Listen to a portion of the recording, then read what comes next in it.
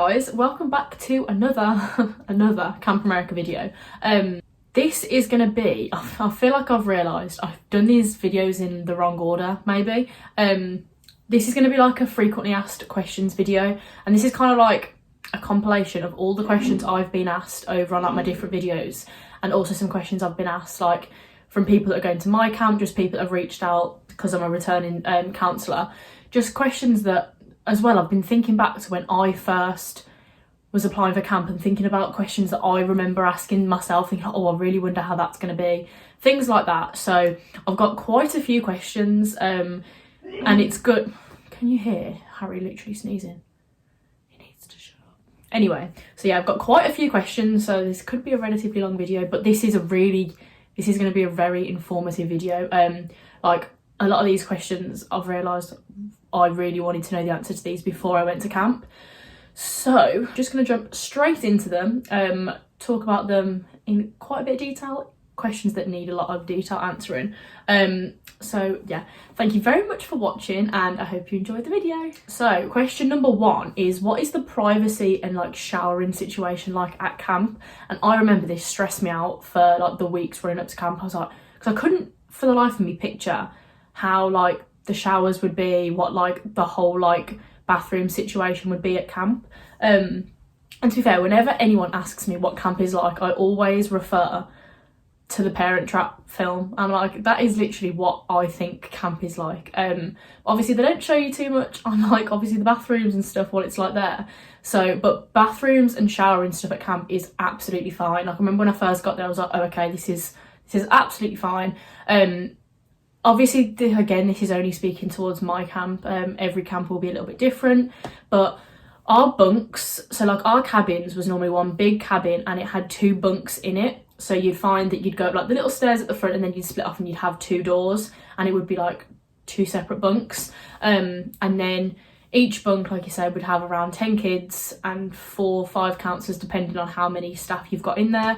And then as you go out towards the back, so it's like a completely separate like section, and the bathrooms along the back of the cabin. So I think between both bunks there's 4 toilets and 4 showers. I think some will obviously be slightly bigger. We have one at camp that is slightly bigger and has more showers and more toilets, so just that's kind of like the average, I'm pretty sure. But yeah, absolutely fine privacy wise, showering and stuff.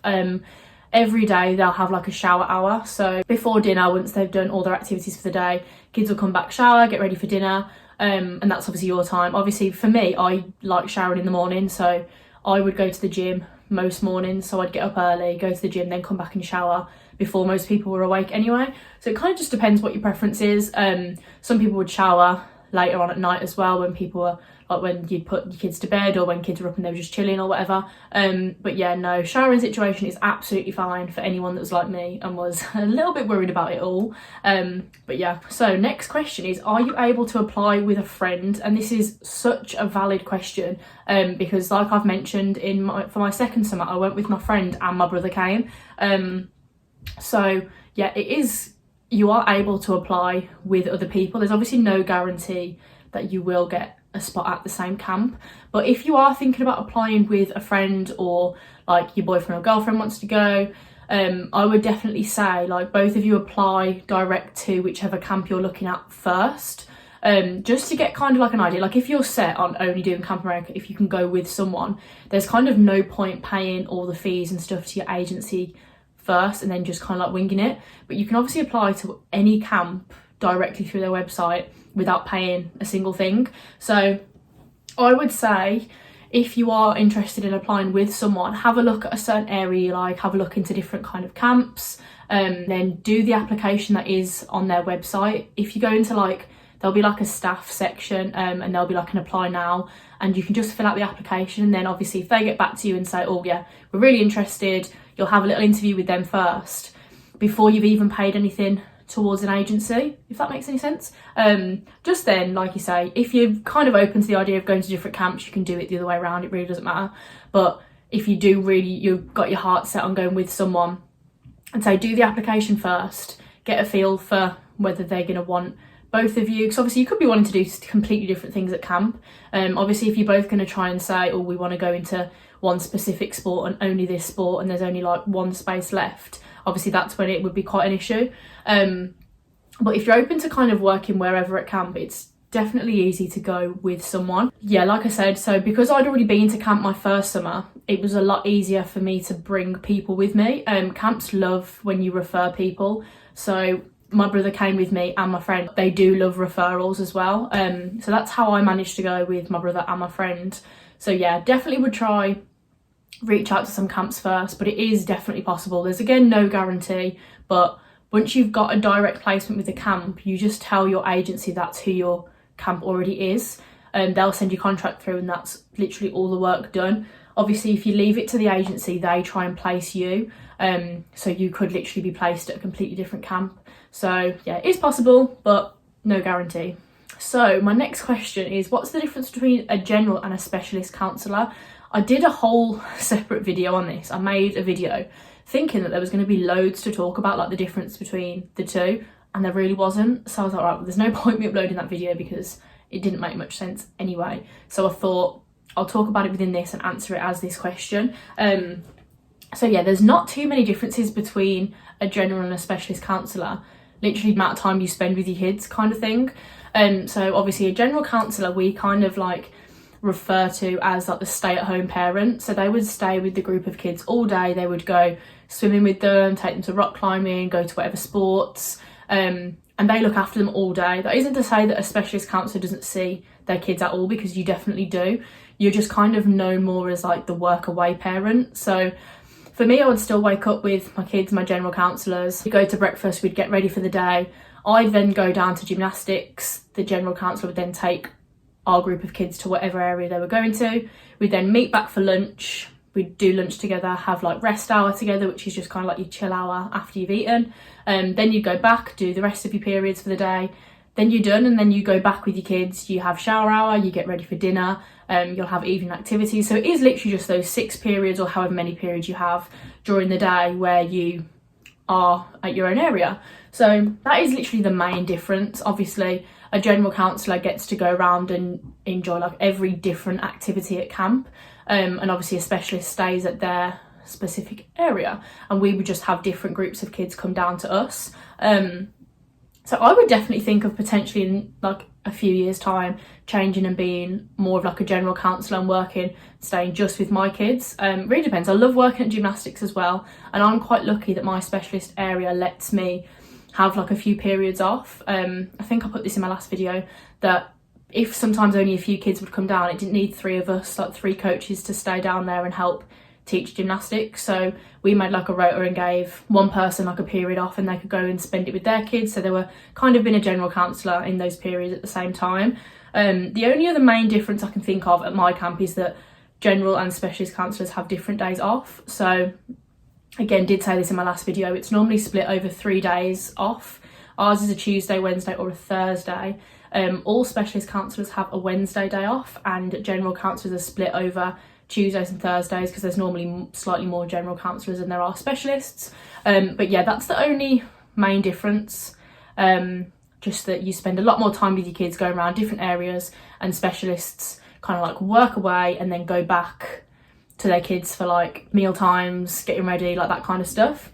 So yeah, like I say, I tried to make a full video on it, and I was just like, there's not enough to talk about, because they are obviously very similar roles. Normally, obviously, they would want you to be a specialist counsellor if you have experience in a specialist area, or even if you have a passion. I've said this before, like you don't have to have a qualification or loads of experience. If you have like a passion for basketball or arts and crafts, they would definitely take that into consideration for you to work on that area. You don't have to have like certain levels of qualifications to get placed at a camp to do a certain job in a certain area. So yeah, hope I've answered that question. I feel like there is more to talk about now, but I don't have anything else. So the next question, I had this one quite a lot on some of my videos. It's like, is there a cut-off point for applying to camp? Obviously, the earlier you apply, the better chance you've got of getting the job role you want and the camp that you want. Obviously, if you go through like your agency like normal, and you go to like the camp fairs, and you'll be walking around and you'll speak to different camps and stuff, obviously the later you leave getting your application, I think they maybe do 2 camp fairs, I'm sure there's more than one. Obviously if you get in early, get everything sorted, like I say, you've got more chance of getting the position you want. I did say this in my last video as well, that I remember for my camp there was a girl that really wanted to be a lifeguard and she just missed the last spot and it was full, so she ended up working on tennis. So it is kind of just like getting yourself prepared, getting ahead of the game, getting your applications and stuff in early, but there is no real cut-off point. Someone I knew got their visa as late as June, like the start of June, and flew out the second week as soon as their passport came in. So like applications, you can apply as early as like September, I think, for the following summer. So yeah, no real cut-off point, just you'll make your life a lot easier if you apply a little bit earlier. But yeah. So I had this one quite a lot as well. In my first video, I spoke a lot about trying to find group chats and like different groups for your camp, so you can reach out to people, make some friends before you go, sort like travel plans and stuff. And someone just said, like, how do you even go about finding these groups when you've been placed at your camp? And I realised that's actually a very, very good question, because like I say, I had no idea. I don't think I even joined any groups my first summer. Normally your camp will, once you've been hired, they'll normally say, oh, we've got this big Facebook group, or we've got whatever kind of group they've got set up, and they'll get you to apply, like join, to add that. They're obviously normally like private groups, so you have to request to join and then they'll accept. And then within that group, that's when people will start making little groups from that big group. So like we've got like a UK chat, and then you'll maybe have like a specialist group. Like if everyone says, oh, I'm going to be a lifeguard this summer, you could end up making like a lifeguard group chat. So yeah, if you've got a place at camp and you haven't heard about any groups, just drop an email to whoever your director of your camp is. Just say, oh, do we have any group chats up and running? Some might not even set them up this early on in the year. So yeah, but just drop them an email. They may have them set up and they just haven't advertised it yet. Some don't advertise it until they've got most of their staff hired. But yeah, you can definitely just ask and see if they've got any sorted. So my next question is, how long does it take to get placed after your interview? And obviously you'll have an interview with your agency and an interview with your camp.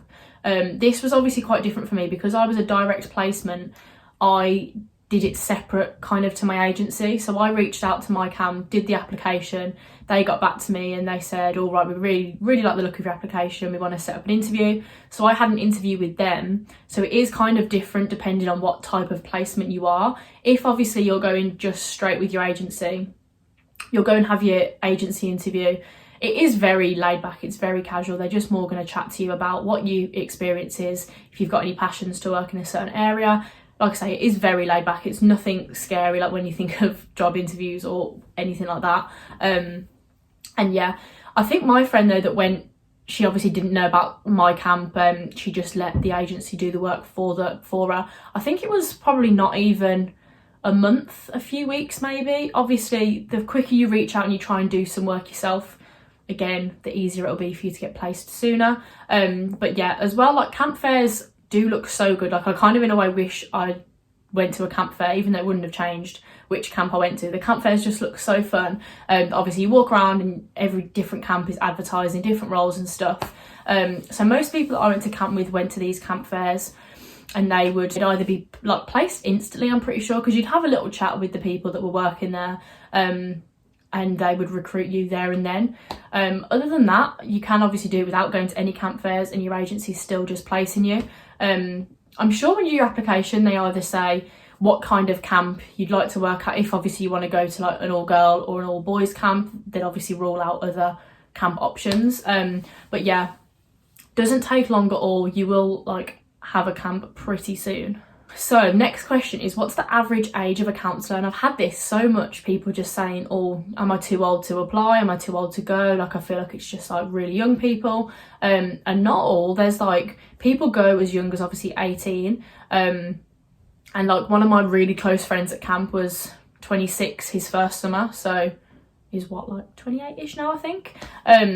So yeah, there's definitely not like a certain age you have to be to go. It is probably between like 18 and 25, your main age group. Like I said, I was 19 when I first went again when I was 20, and I'll be 23 when I go next. So yeah, there are obviously your head staff and people that work there that are much older and have been with the camp for a lot longer, so you won't feel out of place at all. And obviously if you're thinking of going, you're thinking of going for the exact same reasons of everyone else, so don't let it put you off if you feel you're too old to go, because you're definitely not.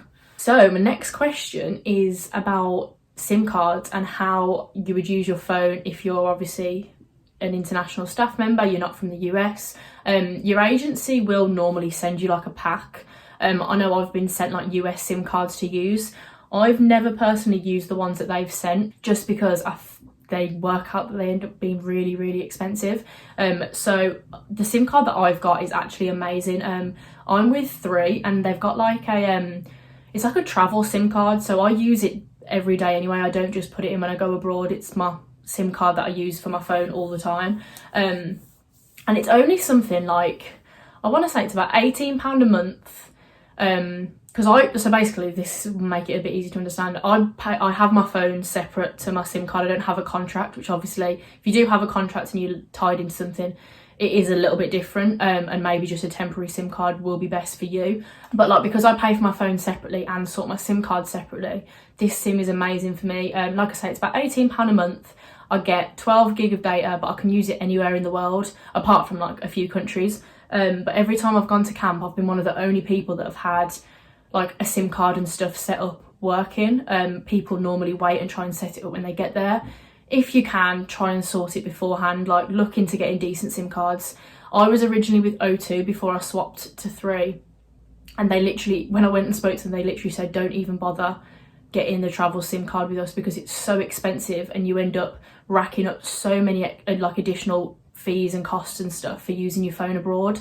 Yeah, I'll leave the link if I can find the SIM card that I use, just if anyone's interested in looking at that, because like I said, when you've got nights and days off and stuff and you are allowed your phone, you do want to be able to use your phone and speak to people at home and stuff like that. There is Wi-Fi at camp, but only in certain areas. So we had like a little like laptop Wi-Fi room.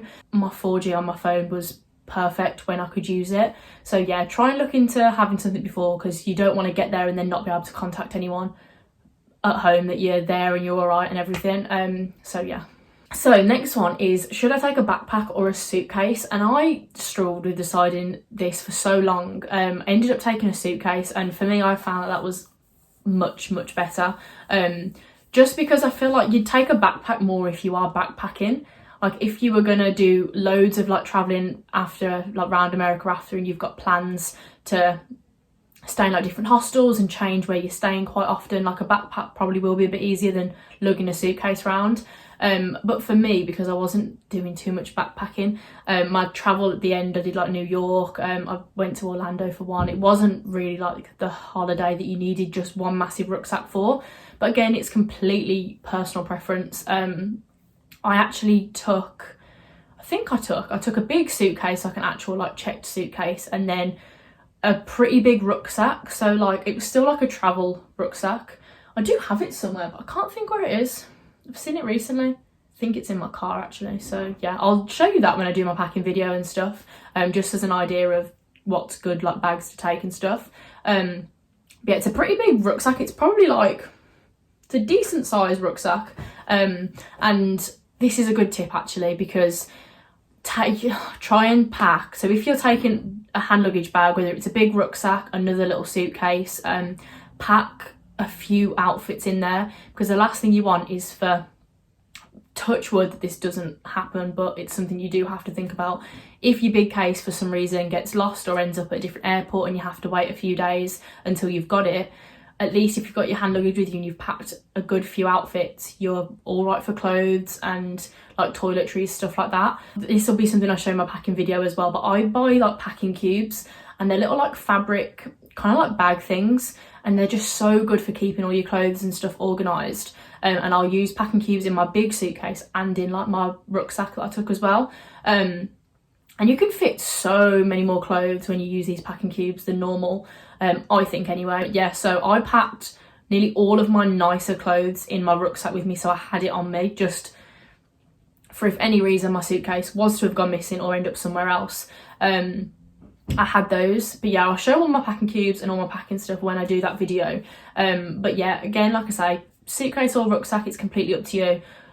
Like I say, I took kind of one of each. Yeah, make sure you've got a nice little bag, like a rucksack or just like a small like overnight bag that you'll be able to pack when you go for nights off into your days off, because we would normally, like on our Tuesday night when we'd be off, we'd like all pack a bag. So obviously we needed something for the night to sleep in and then for the next day.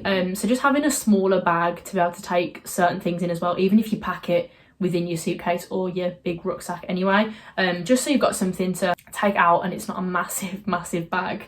Right, this next question is, how much money should I take? And I don't really think there's an answer to this at all. One of my next questions is actually, do you get provided with accommodation and food at camp?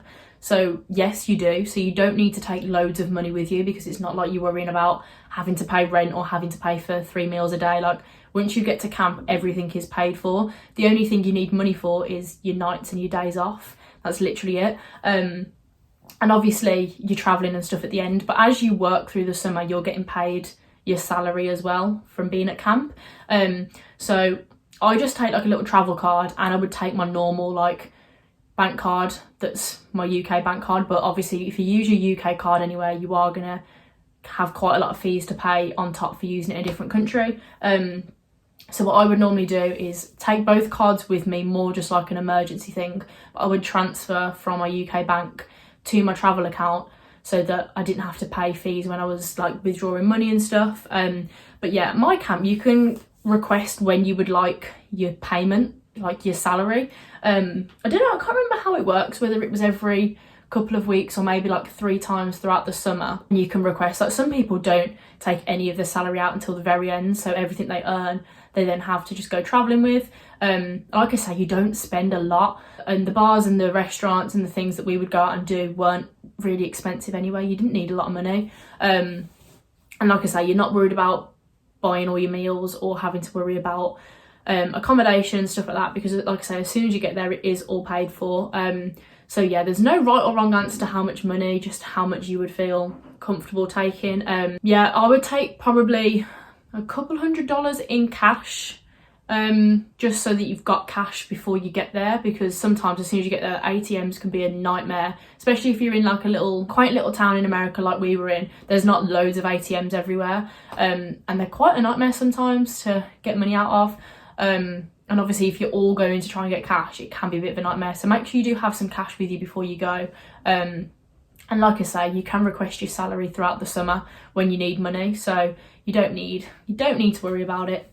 So next question is, do I need an ESTA visa as well? And I looked into this when I first went to camp. I didn't really understand how the whole visa thing worked, and no, you don't, because you're not going to travel. You don't need a separate visa that you would normally need if you're just going on holiday. Your J1 visa that you will have to go to the embassy to get will cover everything. That covers obviously your travel time at the end of camp as well, so you don't need to get another visa out at all. So your J1 visa covers you obviously from when you enter the country and you go to camp, and then you get like a 30-day grace period after your camp ends, so that you can travel within that time as well. So you get 30 days to travel after, so your visa probably covers maybe like 3 months, with your camp being around 2 months longer than your 30 days for travelling after. So yeah, you don't need another visa on top of it. That is all sorted in the one that you have to get. So next question is kind of like a statement question kind of thing. Someone kind of said, I really want to go to camp but I can't swim, will this be a problem? And it won't be a problem at all. There are a few people at my camp that weren't really confident swimmers. Within your first week at camp in orientation, they will do like swim tests, obviously more for like safety. And if you were to go either in the pool with your kids or in the lake or like on like the water sports, they need to know that you're a confident swimmer if you were to fall in the water or if someone else was to. So yeah, you will do, I think you do at my camp, we did like 2 lengths of the pool, and then we have to go into the lake and tread water for like a minute and 30 seconds or something. But yeah, if you're not a confident enough swimmer, they just won't tick you off as being confident. You won't really be able to go in the water, which obviously if you're not confident swimming, you probably wouldn't want to anyway. So yeah, it's not a problem at all. Like, don't let it put you off like putting an application out, because it's not a problem. Yeah, they just obviously wouldn't want you to be in the water regardless anyway, so yeah, not a problem. So I feel like I've gone through these really fast. I've been filming for like 26 minutes, but it looks like I've got loads of questions and I'm on my last one already. So again, probably will end up doing a part 2 of this video. These are just so fun to film. I'm loving filming Camp America videos at the moment, just because it's getting me so excited about camp as well. But yeah, last question is, which agency should I use? Should I get my agency to sort my flights for me? I think in my very first Camp America video, I left the link for a few different agencies that I know of, like one that I obviously went through and then a few that my friends have gone through. So I'll leave those down below as well. I have mentioned before that obviously it doesn't matter if you already have. If you've gone through Camp America Direct, that's fine. I personally would kind of do your research and look at different agencies other than Camp America, just because some of the people that I went to camp with found that they take a lot more fees from your end salary than other agencies do. I really don't know why it is the case. I don't know if it's because Camp America is much more of a well-known agency. Like before I was looking at applying, I had no idea there were even other agencies to consider. So I went through an agency called Bunac. They were really good. There's one's called Iena, Camp Leaders. There is a few more, so I'll leave the links down below if you want to just have a look at them, see which one might be better suited to you. But yeah, the question about should I get the agency to sort my flights out is again completely up to you. You do obviously pay a little bit more if they're going to sort your flights. I think to Bunac I pay around, I think it's about £300 split over kind of like certain different like direct debits. You don't have to pay it all in one go. I don't ever choose for them to sort my flights. I like doing that myself just because I feel like I can find quite good like cheap flights anyway. But yeah, it's completely up to you. Like if for your first summer you're feeling a bit overwhelmed and you want it all sorted, you want it all done, obviously if they sort it, they'll put you on flights with other people, potentially going to the same camp as you or in the same area. So it'll be a lot less pressure if you've got it sorted, because they kind of like do like meetups, and you'll either go and they'll put you up in a hotel near the airport before you fly, or when you get to New York or somewhere in America. So you will know a few more people if you do it that way. But yeah, I think you end up paying, I reckon it's probably about £600 if you choose the flight option, but I think that does get you your flight home as well, which is pretty good actually. If it is your flight home, I can't remember if it is both.